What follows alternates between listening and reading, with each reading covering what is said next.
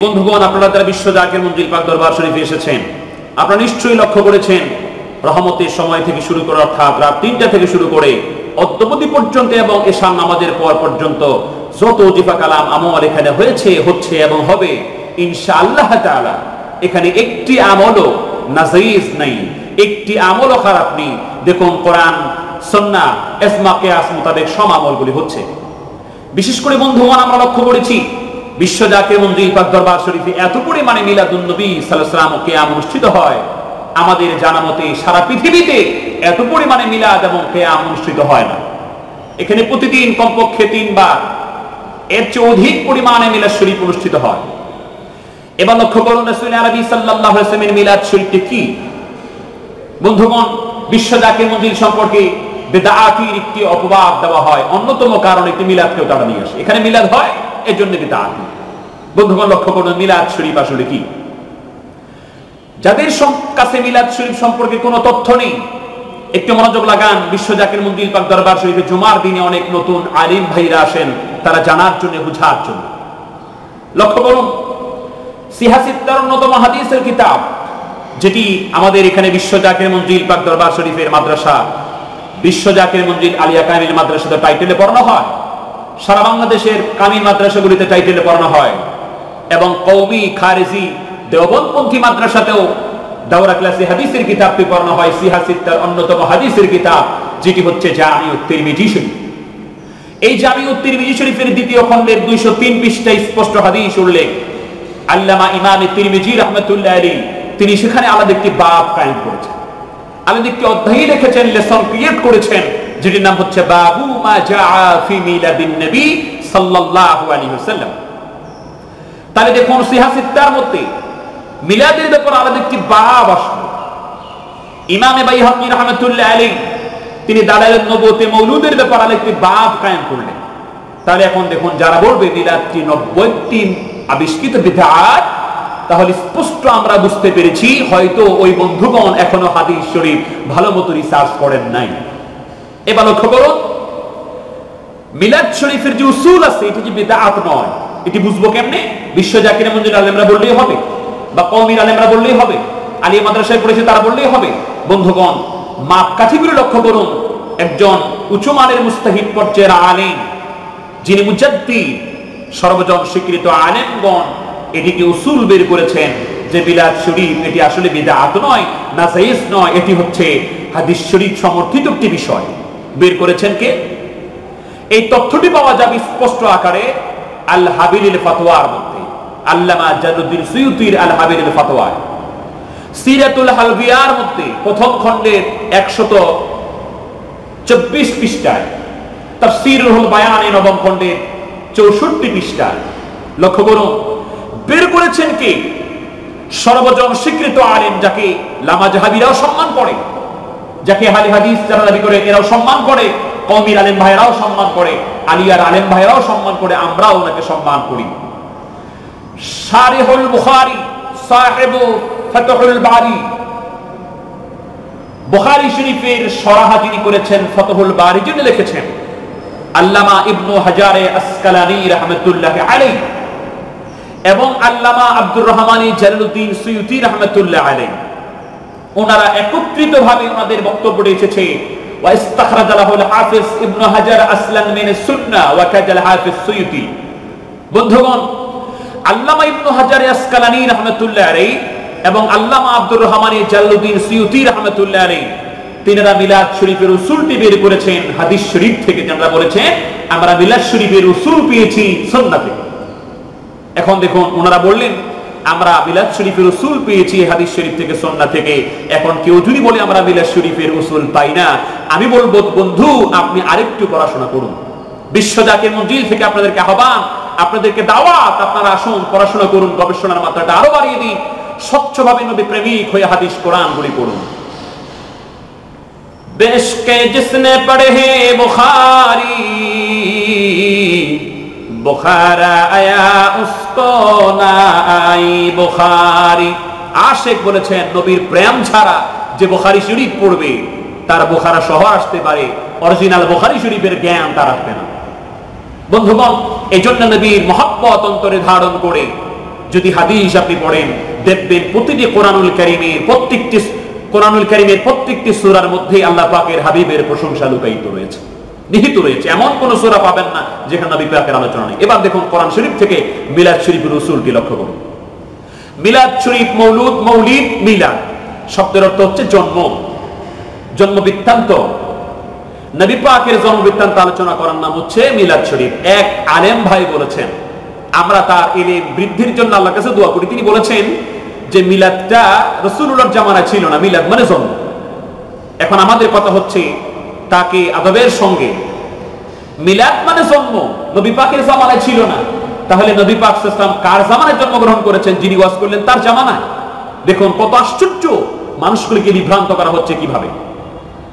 রাসূল করিম সাল্লাল্লাহু আলাইহি ওয়াসাল্লামের আগমন, তার নাম হচ্ছে মিলাদ, জন্মের নাম হচ্ছে মিলাদ। এবার দেখুন কোরআন কারীমে মিলাদ শরীফের উসুলগুলি কিভাবে আল্লাহ পাক দিয়েছেন। লক্ষ্য করুন সূরা তাওবা 128 নম্বর আয়াতে আল্লাহ পাক বলেছেন, লাকাদ জাআকুম রাসূলুম মিন আনফুসিকুম আজিজুন আলাইহি মা আনিতুম হারিসুন আলাইকুম বিল মুমিনিনা রাউফুর রহিম। আল্লাহ পাক বলেছেন, লাকাদ জাআকুম রাসূলুম মিন আনফুসিকুম, হে বান্দারা, হে কুরাইশরা, হে মক্কাবাসীরা, তোমরা শোনো, তোমাদের থেকেই আমার নবীজি এসেছেন। তা নবীজি যে মক্কা শরীফে জন্মগ্রহণ করেছেন, কুরাইশ বংশে জন্মগ্রহণ করেছেন, এটি আল্লাহ পাক কোরআনুল কারীমে বলেছেন সূরা তাওবা। আবার দেখুন নবীজি কিভাবে আসলেন জগতে। সূরা দোহার মধ্যে আল্লাহ পাক বলেন, আলাম ইয়াজিদকা ইয়াতীমান ফাওয়া।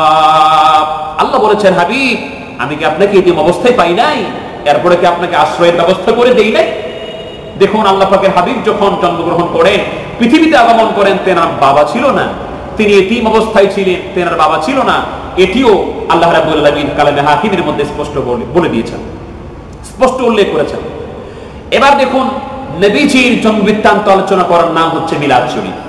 এবার লক্ষ্য করুন রাসূল করিম সাল্লাল্লাহু আলাইহি ওয়াসাল্লামের জন্ম বৃত্তান্ত আলোচনা করেছেন নবী পাক সাল্লাল্লাহু আলাইহি ওয়াসাল্লাম নিজেও। দালাইলুন নবুওয়াতে হাদিসটি উল্লেখ, মিশকাত শরীফের 513 পৃষ্ঠার মধ্যে হাদিসটি উল্লেখ। আল্লাহর হাবিব বলেছেন, হযরতে আদম আলাইহিস সালাম যখন মাটি কাদার মধ্যে উলটপালট খাচ্ছিলেন, আমি তখনও শেষ নবী হিসেবে আল্লাহর দরবারে মনোনীত ছিলাম। হাদিসের শেষের দিকে আল্লাহর হাবিব বলেছেন, আমি হলাম ইব্রাহিম আলাইহিস সালামের দোয়া, ঈসা আলাইহিস সালামের শুভ সংবাদ, আর আমার মায়ের দেখা স্বপ্ন। এখন দেখুন আবার আমার মায়ের প্রত্যক্ষ দর্শন। আমার মা দেখলেন, আমি যখন জন্মগ্রহণ করলাম, আমার মা দেখলেন তেনার ভিতর থেকে নূর বের হয়ে গেল। এই নূরের আলোতে শাম দেশের রাজপ্রাসাদগুলি পর্যন্ত আমার মা মক্কা নগরী থেকে দেখতে পেয়েছেন। নবীজির জন্ম বৃত্তান্ত আলোচনা করা এটি নবীজি নিজেও করেছেন। বন্ধুগণ, এবার লক্ষ্য করুন মিলাদ শরীফের মৌলিকত্ব হচ্ছে এখানে কি করা হয়? আল্লাহ পাকের কালামে হাকিম তেলাওয়াত করা হয়, রাসূল পাক সাল্লাল্লাহু আলাইহি ওয়াসাল্লামের শানে অধিক পরিমাণে দুরূদ শরীফ তেলাওয়াত করা হয়, কোরআনুল কারীম তেলাওয়াত করা হয়, নবী পাকের জীবন বৃত্তান্ত আলোচনা করা হয়, তাওয়াল্লুদ শরীফ পড়া হয়, নবীজিকে দাঁড়িয়ে সালাতুস সালাম পেশ করা হয়। এটি হচ্ছে মিলাদুন নবী সাল্লাল্লাহু আলাইহি ওয়াসাল্লাম। এটির মধ্যে একটি কাজও নাজায়েজ নয়। এবার লক্ষ্য করুন আমার ভাইরা, অনেকের বড় আপত্তি যে মিলাদ তো বর্তমানে সৌদি আরবে না। দেখুন সিরাতুল হালবিয়ার মধ্যে স্পষ্ট উল্লেখ। ফুয়ুজুল হারামাইনে শাহ ওলিউল্লাহ মুহাদ্দিস দেহলভী রাহমাতুল্লাহ আলাইহি তিনি বর্ণনা করেছেন মিলাদ শরীফটি যে মদিনা শরীফে মক্কা শরীফে ছিল এর বর্ণনা করেছেন তিনি। অর্থাৎ বর্তমান সৌদি সরকার মুহাম্মদ ইবনে আব্দুল ওয়াহাব নুসতি, যাকে আমরা ওয়াহাবি বলি, এদের মদস্পুষ্ট হয়ে তার ক্ষমতা আসার পর থেকে এটি বন্ধ করে দেওয়া হয়েছে। তারিখে হাবিবে এলা এই কিতাবটি আগে কওমি মাদ্রাসায় পড়ানো হতো, আল্লামা এনায়েত আহমদের। তারিখে হাবিবে এলার মধ্যে স্পষ্ট উল্লেখ, মক্কা শরীফে, মদিনা শরীফে এবং পৃথিবীর সবচেয়ে বড় বড় শহরগুলিতে রবিউল আউয়াল মাসে জাঁকজমক সহকারে মিলাদ শরীফ অনুষ্ঠিত হতো। বর্তমানে হয় না রাষ্ট্রীয়ভাবে, কিন্তু মদিনা শরীফে মাঝে মাঝে রাসূল পাক সাল্লাল্লাহু আলাইহি ওয়াসাল্লামের রওজা পাকের সামনে মিলাদ শরীফ পড়া হয়। নবীজিকে সালাতু সালাম পেশ করা হয়, নবীজিকে দাঁড়িয়ে সেখানে সালাম দেওয়া হয়। মক্কা শরীফে বিভিন্ন জায়গায় পার্সোনালি অনেক জায়গাতে মিলাদ শরীফ পড়া হয়, এটি আমাদের কাছে তথ্য রয়েছে। বন্ধুগণ, তাহলে দেখুন সরকার আসার পর এটি বন্ধ করে দিয়েছে। এবার আসুন, এটার আপত্তি হলো 604 হিজরি যেটা আবিষ্কার করলো একটি জালিম সরকার, এবং এটা সেই সরকার ছিল অপব্যয়ী। দেখুন এই কথাগুলি কারা বলে, কোন কিতাব থেকে বলে? এই কিতাবের কোনো ভিত্তি নেই। কিতাবগুলির যেগুলির ভিত্তি রয়েছে, যেমন লামাজহাবিরা আহলে হাদিস তারা দাবি করে, তারাও যে কিতাব থেকে সম্মান করে আল বিদায়া ওয়ান নিহায়া, এই কিতাবের মধ্যে স্পষ্ট উল্লেখ, আল হাবিরিল ফাতওয়ার মধ্যে স্পষ্ট উল্লেখ, তাফসীরুল বায়ান স্পষ্ট উল্লেখ। আল্লাহ পাকের হাবিব সাল্লাল্লাহু আলাইহি ওয়াসাল্লামের মাউলুদুন নবী রাষ্ট্রীয়ভাবে যিনি প্রথম চালু করলেন, যদিও উসুল এসেছে হাদিস শরীফে কোরআনুল কারীমে, রাষ্ট্রীয়ভাবে তিনি চালু করেছেন 604 হিজরিতে। ওয়া কানা আলিমান আদিলান, তিনি ছিলেন ন্যায়পরায়ণ, তিনি ছিলেন সৎ, তিনি ছিলেন যোগ্য। রাহিমাহুল্লাহ, আল্লাহ পাক তার উপর রহমত নাযিল করুন। ইবনু কাসির রাহমাতুল্লাহ আলাইহি তিনি তাকে দোয়া করেছেন, তাকে সাপোর্ট করেছেন, তিনি একজন ন্যায়পরায়ণ বাদশা ছিলেন। বন্ধুগণ, রাষ্ট্রীয়ভাবে যদি মিলাদুন নবী 604 হিজরিতে অনুষ্ঠিত হওয়ার কারণে, এই নামে অনুষ্ঠিত হওয়ার কারণে যদি যে বিদআত হয়, তাহলে দেখুন এই নাম এবং এই আনুষ্ঠানিকতা যদি বিদআত হয়, আমি বুঝার জন্য বলছি, তাহলে এই নামে এই অনুষ্ঠানটি হওয়ার কারণে যদি বিদআত হয়, তাহলে লক্ষ্য করুন তাফসীরুল কোরআন মাহফিল নামেও কোনো অনুষ্ঠান, কোনো মাহফিল, ওয়াজ নসিহত নবী পাকের জামানায় কুরআনে সালাসার মধ্যে ছিল না, এটিও বিদআত। এবার দেখুন বাৎসরিক ওয়াজ মাহফিল নাম দিয়া ওয়াজ মাহফিল করা বিভিন্ন মাদ্রাসাতে হয়, বিশেষ করে কওমি মাদ্রাসাতে বেশি করে হয়। এই নামে অনুষ্ঠান করে এইভাবে টাকা কালেকশন করা যেটি উদ্দেশ্য থাকে, এটিও কিন্তু এইভাবে নবী পাকের সময়ে হায়াতি জিন্দেগিতে, শরীয়তি জিন্দেগিতে, কুরআনে সালাসায়ে সাহাবায়ে কেরাম তাবিঈনদের জামানায় ছিল না, এটিও বিদআত। লক্ষ্য করুন 3 দিনের ইসালে সওয়াব বা হালকায়ে জিকির নামক বিভিন্ন অনুষ্ঠান ও বিভিন্ন জায়গায় হয়। বিশ্ব জাকির মঞ্জুর ওরস শরীফ হয়, কিন্তু অন্যান্য জায়গায় ইসালে সওয়াব এবং হালকায়ে জিকির হয়। ইসালে সওয়াব এবং হালকায়ে জিকির নামক অনুষ্ঠানও 3 দিন, 4 দিন, 2 দিন বা 5 দিন এইভাবে নবী পাকের শরীয়তি জিন্দেগিতে ছিল না, এটিও বিদআত। লক্ষ্য করুন তাবলীগ জামাতপন্থী কোনো ভাই যদি এখানে এসে থাকেন আজকে জুমার দিনে বিশ্ব জাকির মঞ্জিল পাক দরবার শরীফে, আমি বুঝার জন্য বলছি, 3 দিন 40 দিন এই যে চিল্লা এবং গাস্ত মসজিদে মসজিদে ঘুরে ঘুরে, এটিও এইভাবে এই সিস্টেমে নবী পাকের জামানায় ছিল না, এটিও অন্যতম বিদআত। এবার দেখুন ঢাকা তুরাগ নদীর তীরে টঙ্গীতে বিশ্ব ইজতেমা হয়, এটি 53তম হলো।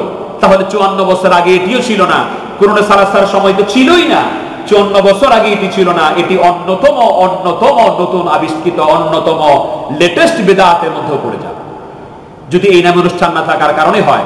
দেখুন বন্ধুগণ, নবী পাকের জামানায় যা যেভাবে ছিল না, এটি যদি বিদআত ধরেন, মাদ্রাসা সিস্টেমের পড়াশোনা এইভাবে নবী পাকের জামানায় ছিল না। সিলেবাস আকারে আলিয়া মাদ্রাসা নাম দিয়ে, দারুল উলুম নাম দিয়ে, কওমি মাদ্রাসা নাম দিয়ে, দেওবন্দ মাদ্রাসা নাম দিয়ে, পটিয়া মাদ্রাসা নাম দিয়ে, হাটহাজারী মাদ্রাসা নাম দিয়ে, ঢাকা আলিয়া নাম দিয়ে, বিশ্ব জাকির মঞ্জিল আলিয়া নাম দিয়ে, সারসিনা আলিয়া নাম দিয়ে, এই নামে মাদ্রাসা সিস্টেম চালু নবী পাকের জামানায় ছিল না। এগুলি কি বিদআত আমরা খারাপ বলবো না, কেন? কারণ উসুল আছে। ঠিক একইভাবে মিলাদ শরীফের উসুল আছে। নবী পাকের জামানায় যা ছিল না ওইভাবে যদি না করেন, বিদআত মনে করে, তাহলে দেখুন ইমামতি যারা করে, ইমামতি করে টাকা নেওয়ার প্রচলনটিও নবী পাকের জামানায় ছিল না এইভাবে। এটি উলামায়ে মুতাকাদ্দিমিনগণ এটিকে হারাম ফতোয়া দিয়েছিলেন, পরবর্তী উলামায়ে মুতাআখিরিনগণ এটিকে জায়েজ ফতোয়া দিয়েছেন বিশেষ কারণে। নবী পাকের জামানায় এইভাবে ছিল না, দেখি যদি বিদআত করেন তাহলে এটিকে, এই সবগুলিকে বিদআত বলতে হবে। এবার দেখুন মিলাদুন নবীর হাকিকত। আল্লাহ রাব্বুল আলামিনের হাবিবের শানে যখন মিলাদ শরীফ পড়া হয়, তখন মহব্বত অন্তরে পয়দা হয়, তার সম্মান গাওয়া হয়। যেটি হাসান বিন সাবিত রাদিয়াল্লাহু তাআলা মসজিদে নববীতে মিশকাতুল মাসাবির 510 পৃষ্ঠায় স্পষ্ট উল্লেখ। হাসান বিন সাবিতের জন্য নবীজি মসজিদে নববীতে আলাদা মিম্বার, এখানে যেমন মিম্বার রয়েছে, রাসূল পাক সাল্লাল্লাহু আলাইহি ওয়াসাল্লামের রওজা পাক মদিনা শরীফে মসজিদে নববীতে মিম্বার নবী পাকের জন্য ছিল, আরেকটি মিম্বার ছিল হযরত হাসান বিন সাবিত রাদিয়াল্লাহু তাআলার জন্য, সেখানে দাঁড়িয়ে দাঁড়িয়ে হাসান বিন সাবিত নবীজির শানে নাত বলতেন। বন্ধুগণ, এবার দেখুন মিলাদ শরীফকে যদি বিদআত বলেন, নাজায়েজ বলেন, তাহলে দেখুন কওমি মাদ্রাসার প্রতিষ্ঠাতা আবুল কাসেম নানুতুবি, তার পীর হযরত হাজী আহমদুল্লাহ মুহাজিরি মক্কি, তার মতামত লক্ষ্য করুন। সম্মানের সঙ্গে বলছি, চরমরাই পন্থী যারা আছেন, আপনারা দরবার শরীফ বুঝার জন্য এসেছেন, দেখার জন্য এসেছেন, চরমনায় রেসাল করি, তেনার আব্বা মরহুম ফজল করি, তেনার আব্বা ইসাক সাহেব, তেনার পীর কাজী ইব্রাহিম সাহেব, তেনার পীর রশিদ আহমদ গাঙ্গুহি, তেনার পীর হচ্ছেন হযরতে হাজী এমদাদুল্লাহ মুহাজিরে মাক্কি রাহমাতুল্লাহ আলাইহি। তিনার মতামতটা লক্ষ্য করুন। কওমি আলেম ভাইরা যারা এসেছেন বিশ্ব জাকির মঞ্জিল পাক দরবার শরীফে, কওমি আলেমদের মান্যবর আশরাফে আলী থানভী তার পীর হযরতে হাজী এমদাদুল্লাহ মুহাজিরে মাক্কি রাহমাতুল্লাহ আলাইহি তিনি মিলাদ শরীফ সম্পর্কে কি বলছেন দেখুন। তিনার তাবলীগ পন্থী ভাইরা যারা আছেন, তাবলীগের প্রতিষ্ঠাতা ইলিয়াস নাওয়াতি, তিনার পীর হচ্ছেন রশিদ আহমদ গাঙ্গুহি, তার পীর হযরতে হাজী এমদাদুল্লাহ মুহাজিরে মাক্কি রাহমাতুল্লাহ আলাইহি ফায়সাল হাফতে মাসালা বলেছেন মিলাদ শরীফ এবং কিয়াম দুটোকে জায়েজ ফতোয়া দিয়ে তিনি বলেছেন ফকির কা মশরাবে है कि महफिल मौलूद में शरीक होता हूं बल्कि बरकत का जरिया समझकर हर साल मुनाकिद करता हूं और कियाम में लुत्फ और लज्जत पाता हूं। हजरत हाजी এমদাদুল্লাহ মুহাজিরে মাক্কি রাহমাতুল্লাহ বলেছেন আমার অভ্যাস হচ্ছে, আমি অধমের অভ্যাস হচ্ছে, আমি যেখানে মিলাদ শরীফ অনুষ্ঠিত হয় আমি ওখানে উপস্থিত হয়ে যাই, প্রতি বছর বরকতের উসিলা মনে করে আমার বাড়িতেও আমি মিলাদ কিয়ামের আয়োজন করি, আর কিয়ামে যখন আমার নবীকে দাঁড়িয়ে সালাম পেশ করি তখন আমি আমার অন্তরে শান্তি এবং তৃপ্তি অনুভব করি। তাহলে আপনি যদি বলেন যে মিলাদ কিয়াম এটি নাজায়েজ, হারাম, বিদআত, এটি করা যাবে না, তাহলে সবার গোড়া হযরত হাজী এমদাদুল্লাহ মুহাজিরে মাক্কি রাহমাতুল্লাহ তিনি বাদ হয়ে গেলে উনার পরবর্তী সিলসিলা সবগুলি গুমরাহি হয়ে যাবে। বন্ধুগণ লক্ষ্য করুন, এখন মিলাদ শরীফে কিয়ামটিতে অনেক মানুষ দাঁড়িয়ে গেল। দেখুন দাঁড়াবেন, কেন দাঁড়ানো প্রয়োজন? আল্লাহ পাক সূরা মুজাদালার 11 নম্বর আয়াতের মধ্যে বলেছেন ওয়াইদা কিলাম শুজু ফামশুজু, যখন তোমাদেরকে বলা হয় অংশুজু, অংশুজু মানে কি? তাফসীরে জালালাইন শরীফ 453 পৃষ্ঠায় ওয়াইদা কিলাম শুজু আই কুমু ইলা সলাতি ওয়া গায়রিহা মিনাল খায়রাত, তোমাদেরকে যখন বলা হয় তোমরা নামাজের জন্য দাঁড়াও অথবা যে কোনো ভালো কাজ করবার জন্য দাঁড়াও, তখন তোমরা দাঁড়িয়ে যাও। কেউ যদি মিলাদ শরীফ পাঠ করে তিনি যে বলেন আমরা আসুন আমরা নবীজিকে দাঁড়ায় সালাম পেশ করি, নবীজিকে সালাম পেশ করা এটা আল্লাহর হুকুম। সূরা হাজাবের 56 নম্বর আয়াতে আল্লাহ বলেছেন সাল্লু আলাইহি ওয়া সাল্লিমু তাসলিমা, তোমরা আমার নবীর শানে দুরূদ পড়ো, নবীজিকে সালামও দাও। নিঃসন্দেহে সালাম দেওয়াটি আল্লাহর হুকুম, এটা অত্যন্ত ভালো একটি কাজ। এখন কেউ যদি বলেন আসুন এই ভালো কাজটি আমরা নবীজিকে দাঁড়িয়ে করি, এক্ষেত্রে আল্লাহ পাক বলেন যে নামাজের জন্য যদি বলা হয় যে দাঁড়াও অথবা যে কোনো ভালো কাজ করার জন্য দাঁড়াও, তখন তুমি ফাংশুজু, তখন তুমি দাঁড়িয়ে যাও। দেখুন দাঁড়িয়ে সালাম পেশ করলে অনেকে, এরপরে যদি কেউ না বুঝে বসে থাকে, বন্ধুগণ শামসুল হক ফরিদপুরি সাহেব কওমির অন্যতম বড় আলেম, তাকে সব কওমি মাদ্রাসা আলেম ভাইরা মানেন, তাবলীগপন্থী ভাইরা তাকে বড়ই মানেন।